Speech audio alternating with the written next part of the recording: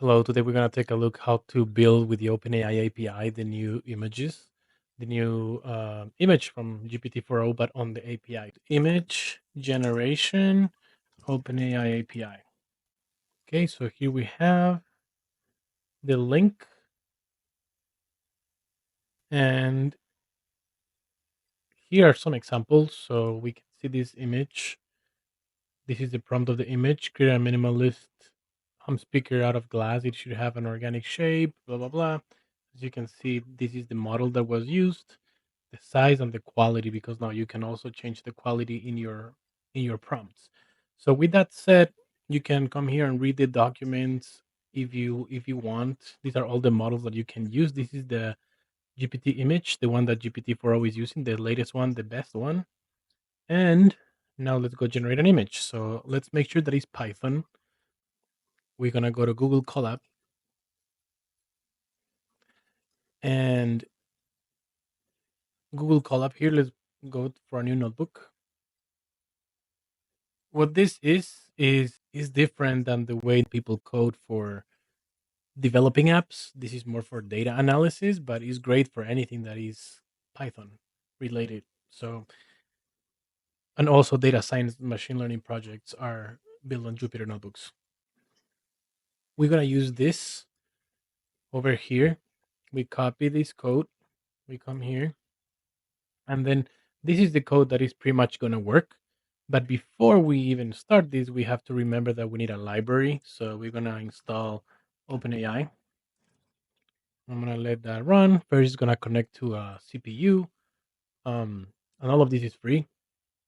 And then finally, once this is done, we need an API key. And then here you can click on the first one. These are the API keys that I already have. And then I'm gonna put create a new secret key. I put whatever name I want to remember my project and create a secret key. Copy that key and bring that key over here. And that's what I'm gonna do now.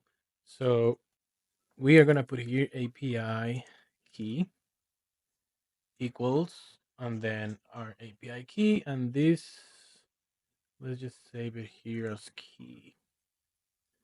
Just for the purpose of this video, so you guys cannot see it, but I'm gonna save this key pretty much for myself. So I'm gonna save my key here right now, and I'm gonna put the screen like that so you cannot see it. So give me one moment. Okay, perfect. So now we have the whole code. The API key is already saved. We have here a prompt that already comes with the example, and we're gonna run it. Now that it is running, it already ingested the prompt, as you can see, and now is literally creating the image. And once the image is created, it's gonna be saved with the name of otter.png in our files. So once that's working, I'm gonna add another piece of code. In this case, this is gonna be for editing. We're gonna learn also how to edit images. So we go back to the documentation of OpenAI and we copy the code again. In this case, we don't need none of this because it already ran on the previous cell. So we can just delete it. And then just keep in mind that if you want to use an API here, you need to have a some credits. It's not a lot of money, but you cannot perform activities in the API without having a credit card attached to it. So that's something to consider.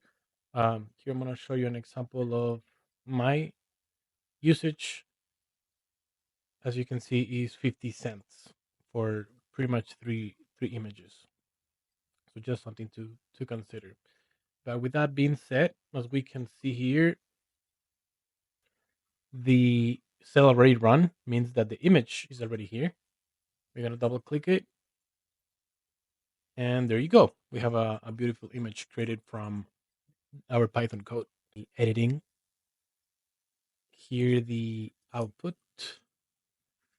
The first image that we generated was this. And then we used this as the input for the editing.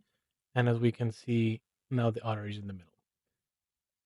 So that's pretty much all. I hope you like this, and please let me know what would you like to see next.